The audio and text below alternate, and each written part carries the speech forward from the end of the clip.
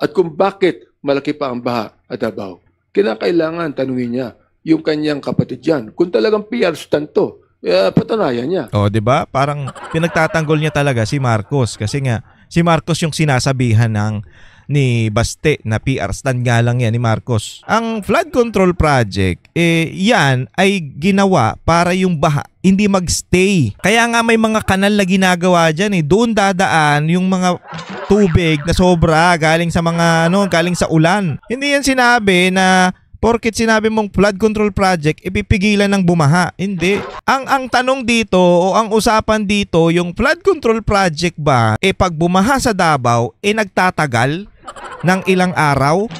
O konting baha sa Davao, siguro mga hanggang tuhod bumaha pero hindi nag-i-stay hanggang doon. Kumbaga dumediretso doon sa mga flood control project. Hindi nagiging swimming pool, kagaya dyan sa Manila.